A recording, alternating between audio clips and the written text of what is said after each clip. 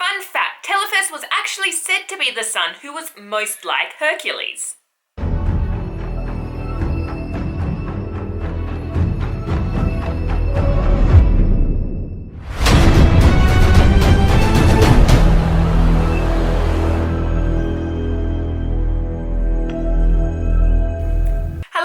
Welcome to another episode of Boring History.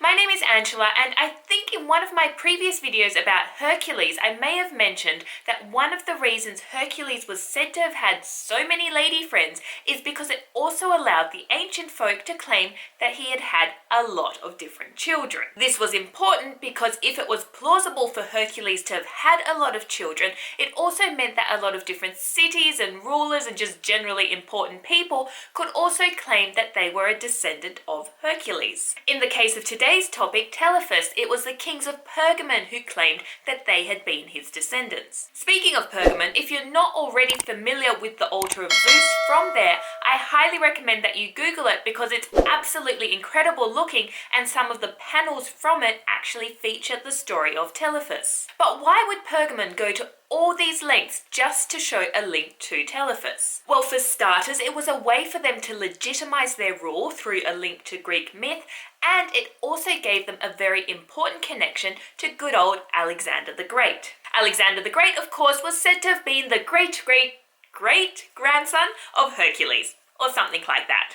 But anyway, let's not get into full analysis mode, because if I wanted to analyze the use of Telephus by Pergamon, I'd actually be doing my assignment instead of procrastinating like I am now. Oh, and I almost forgot to give my disclaimer regarding the name Hercules. So the name Hercules is actually the Roman adaptation. The Greeks, where we get Hercules from, called him Heracles. I just prefer to say Hercules because it's more familiar and it makes life a little bit easier. But anyway, enough blabbing, let's just move on to the story of Telephus, one of the many sons of Hercules. When it comes to the birth of Telephus, there are actually two different versions. One version stems from epic sources, so like say Homer, and the other version we get thanks to good old tragedy and people like Euripides. So in the first version, Telephus's mother is Auge. Actually, she's his mother in all the versions. Auge is the daughter of Aeolus, who is another one of those 5 million different kings that we find scattered throughout ancient Greek myth and history. Auge gets pregnant with the help of Hercules, and after Telephus is born, Hercules was nowhere to be seen. And poor King Aeolus just couldn't deal with his naughty daughter and her illegitimate child. So what does he do? Well, he does the logical thing and he places Auge and her newborn son in a chest and sets them adrift in the ocean. Out of sight and out of mind. Now, just to make things confusing, there's actually another version of how the king disposed of his daughter and grandson that's also linked to epic. In some versions, it's said that the king gave his daughter and her newborn baby to this guy and was essentially like, just make them go and swim with the fishes.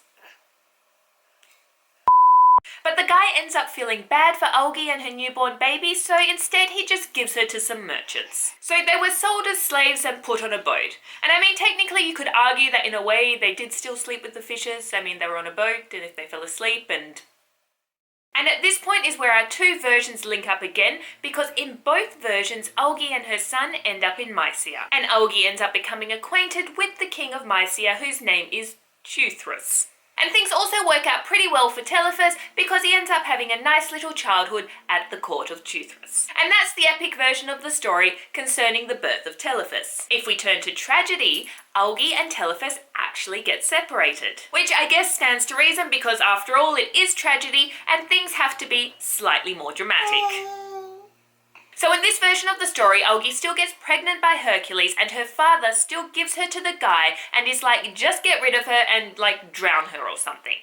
But the notable difference here is that Auge is actually still pregnant. So while Auge is getting escorted to her doom by this guy, she gives birth. Sneakily. How? I have no idea, but somehow she does manage to leave the baby at Mount Parthenion. The guy who's been instructed to drown Auge in this version still has a change of heart, and he still sells her to some merchants, so she still ends up in Mysia and she still meets the king. Telephus, on the other hand, has a slightly different journey in this version. Whilst his mother is off being sold and going on boat rides and meeting kings, poor Telephus is actually being looked after by a friendly deer, as in the animal, until a shepherd happens to find him, who is the shepherd of a different king. So that's king number 3 in this story, just in case you're getting confused. King number 3 is also nice, and he ends up raising Telephus as his own son, and in fact it's this king who is said to have given Telephus his name. And apparently in ancient Greek his name is actually derived from the ancient Greek word for deer,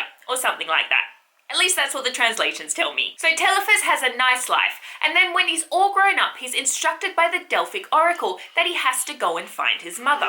If you're familiar at all with Greek myth, you'll know that it's quite common for the Delphic oracle to just go and send people on these random quests, because honestly, what else is it going to do with its time? Anyway, Telephus doesn't have to work too hard to find his mother, because he's told quite explicitly that your mother is at Mysia chilling with King Teuthras. Now, somewhere around here, there's actually another bit of a side plot that I think we're given in a lost play made by Sophocles. And in this side plot, Telephus actually also finds out from the oracle, I think, that a little while ago he kind of accidentally might have killed 2 of his mother's brothers. In his defense, he didn't actually know who they were at the time, and what would Greek tragedy be without a little bit of family drama? And so in the version with this side plot, it's actually also the reason that Telephus is instructed to go and look for his mother, because he's instructed by the oracle to not speak until he's been forgiven by Teuthras. I mean, you'd think he should be forgiven by his mother, but anyway, back to our main plot. So Telephus sets off for Mysia, and he conveniently arrives right around the time that King Teuthras is having this issue with this other guy, or a couple of guys, who are trying to steal his kingdom. So a couple of things to remember before we move on with our story. In this version of events, the king actually had treated Auge as a daughter, so he doesn't marry her, and also Telephus and Auge had never met. And in fact, Auge doesn't even know her son's name, because for all she knows, he's still living on the mountain as a hermit with some goats. Make sense? Good. Let's continue. So King Teuthras is having some issues with some annoying people who are very rudely trying to steal his kingdom. Enter Telephus, the strapping young lad. The king sees him and he's like, you know what? You look like a guy who can help me with some other guys who just happen to be annoying me with all their silly nonsense. Telephus is all like, you know what, like I'd really like to help you, but I'm actually on a quest of my own. I'm looking for my... The king interrupts and is like, shh.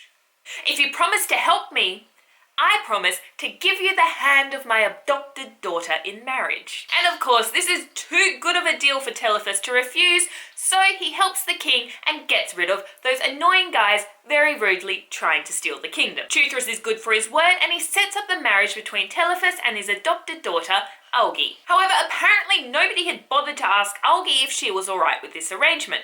And turns out she wasn't. Mostly because she wanted to remain faithful to the glorious Hercules, and she didn't want to besmirch herself by marrying a mere mortal. So she enters the marriage chamber carrying a sword. Luckily, the gods choose this moment to intervene, and a giant snake appears. This divine intervention not only stops Auge from stabbing Telephus with the sword, it also miraculously allows them to recognize each other as mother and son. And so all is right in the world. There's no Oedipus types of happenings, and nobody ends up stabbing anybody. And just because we haven't had enough variations of the story, there's also another variant to this story where Auge actually recognizes her son much earlier. King Teuthras doesn't do the whole she's my adoptive daughter thing, and the 3 of them actually end up living together as a very happy family. And Teuthras actually makes Telephus his heir because he's just so fond of Auge. Now this is not where the story of Telephus ends, because he actually goes on to have many more adventures, and he even ends up finding himself in Troy, where he has a slight little altercation with Achilles. However, I do have an assignment that I actually need to get finished, so I am going to end today's video here.